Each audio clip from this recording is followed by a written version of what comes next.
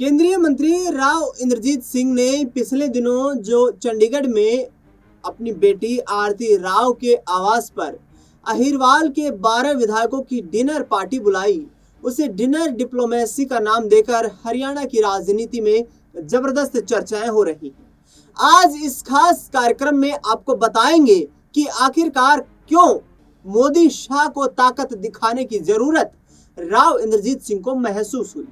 राव इंद्रजीत सिंह अक्सर इसी अंदाज में सियासतदानों को अपनी ताकत दिखाते रहे। अहिरवाल के गढ़ रेवाड़ी से आने वाले राव इंद्रजीत सिंह लगातार 7 बार लोकसभा के सांसद बने हैं।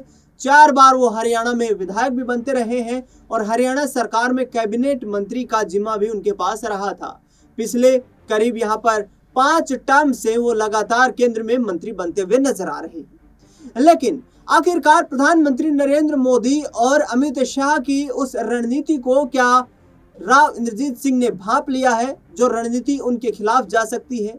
मामला कुछ इस प्रकार से है कि आगे आने वाले वक्त में राव इंद्रजीत सिंह को केंद्रीय कैबिनेट मंत्री पद से हटाया जा सकता है। इसकी सुगबुगाहट इसलिए तेज हो रही है क्योंकि मोदी सरकार के तीसरे कार्यकाल ने अपने 1 साल का कार्यकाल भी पूरा कर लिया है और इस 1 साल के कार्यकाल के पूरा होने के बाद अब चर्चाएं जोरों पर यह है कि आगे आने वाले वक्त में मोदी सरकार अपनी कैबिनेट में विस्तार करने वाली है, यानी कि कुछ केंद्रीय मंत्रियों की छुट्टी होने वाली है और कुछ नए लोगों को कैबिनेट में शामिल किया जा सकता है। और इसमें नाम शामिल है राव इंद्रजीत सिंह का, जिनकी छुट्टी की संभावनाएं नजर आ रही है। दरअसल बता दें आपको कि राव इंद्रजीत सिंह 75 साल की उम्र के पड़ाव को पार कर चुके हैं और अब भारतीय जनता पार्टी हाईकमान की कोशिशें हैं कि राव इंद्रजीत सिंह को केंद्रीय कैबिनेट मंत्री पद से हटाकर चौधरी धर्मवीर सिंह, जो कि भिवानी महेंद्रगढ़ लोकसभा सीट से सांसद हैं, उन्हें कैबिनेट में शामिल कर लिया जाए, जिससे कि आने वाले वक्त में हरियाणा के जाट वोट बैंक को मजबूत किया जा सके और हरियाणा में बीजेपी अपना दबदबा मजबूत रख सके। दरअसल बता दें आपको कि इसके पीछे की बड़ी रणनीति ये भी है कि राव इंद्रजीत सिंह एक तरफ केंद्र में कैबिनेट मंत्री हैं, तो दूसरी तरफ उनकी बेटी आरती राव हरियाणा सरकार में कैबिनेट मंत्री हैं। भारतीय जनता पार्टी के पैरामीटर्स ये हैं, इक्वेशंस ये हैं कि वे एक ही परिवार से 2 सदस्यों को राज्य और केंद्र के कैबिनेट में नहीं रख सकती है। इसीलिए यदि आरती राव हरियाणा सरकार में कैबिनेट मंत्री रहती हैं तो फिर राव इंद्रजीत सिंह की छुट्टी हो पाती। ऐसे में अब आगे आने वाले वक्त में ये डिनर डिप्लोमेसी कितनी भारी बीजेपी संगठन के लिए पड़ेगी, ये बताते हैं आपको। आखिरकार राव इंद्रजीत सिंह ने ये पहला वाकया है जब चंडीगढ़ में इस तरीके की बैठक की हो। इससे पहले अक्सर वो रामपुरा हाउस रेवाड़ी में इस तरीके की डिनर पार्टियां करते रहे हैं और कांग्रेस सरकार में जब वो मंत्री थे तो भी उन्होंने रेवाड़ी से ही विरोध का बिगुल फूंका था। 2011 में भूपेंद्र सिंह हुड्डा के खिलाफ राव इंद्रजीत सिंह ने बिगुल फूंक दिया था। भूपेंद्र सिंह हुड्डा के खिलाफ उन्होंने ये आरोप लगाया कि अहिरवाल क्षेत्र को लगातार अनदेखा किया जा रहा है और जिसको लेकर उन्होंने विरोध करते हुए अपने क्षेत्र के कुछ विधायकों को रामपुरा हाउस में बुलाया और उसके बाद इंसाफ मंच का ऐलान कर दिया।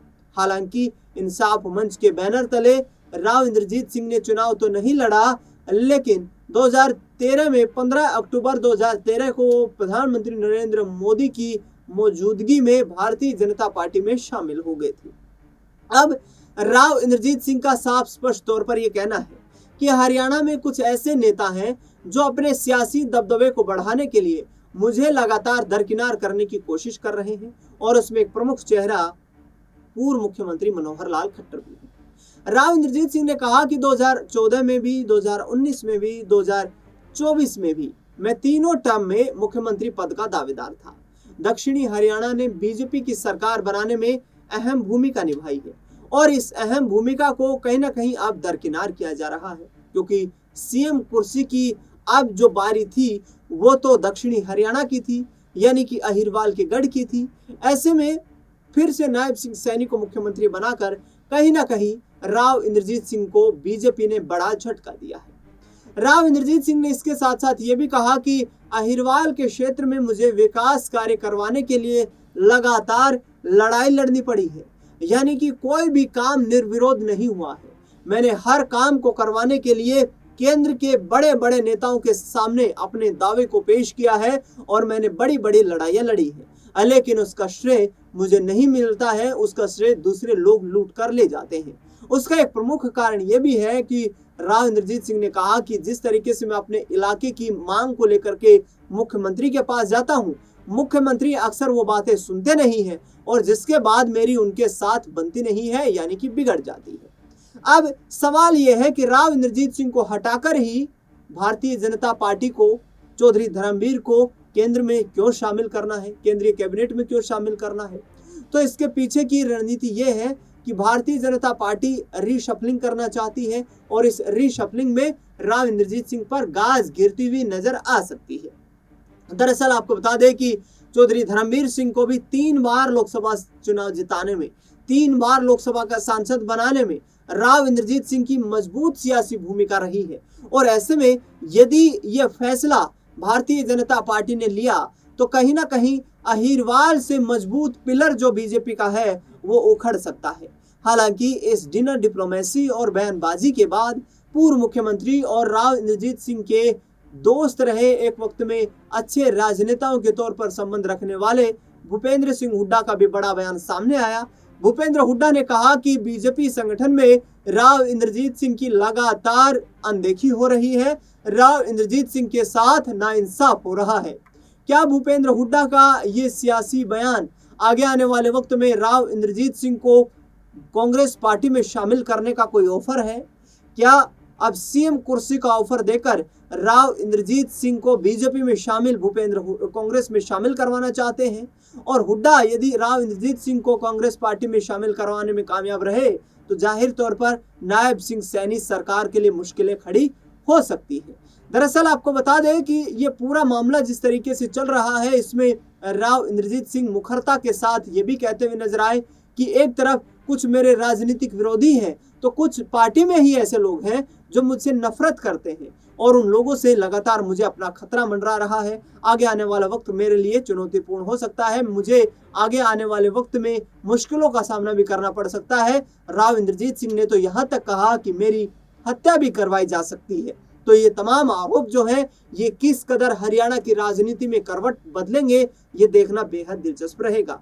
हालांकि आपको बता दें कि हरियाणा सरकार के तमाम मंत्रियों, तमाम विधायकों, बीजेपी के तमाम नेताओं की तरफ से बयानबाजियां सामने आ रही है कि राव इंद्रजीत सिंह के द्वारा जो डिनर पार्टी बुलाई गई उसके पीछे कोई राजनीतिक मकसद नहीं है, लेकिन उन्होंने अपने क्षेत्र के राजनेताओं के साथ हरियाणा के भविष्य और हरियाणा के विकास कार्यों पर इस पार्टी के चलते चर्चा की है। इस पार्टी के मार्फत उन्होंने अपने अहिरवाल क्षेत्र में कैसे विकास करवाया जाए इस पर डिस्कशन किया है। अब डिनर डिप्लोमेसी डिस्कशन क्या आगे आने वाले वक्त में नायब सिंह सैनी सरकार के ताबूत में कील साबित होता हुआ नजर आएगा, ये देखना बेहद दिलचस्प रहेगा।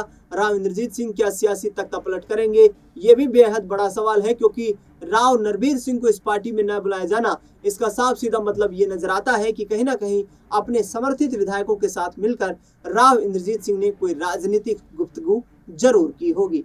फिलहाल इस खास खबर में इतना ही। देश दुनिया से जुड़ी तमाम बड़ी खबरों के लिए देखते रहिए नेक्स्ट 9 आवाज।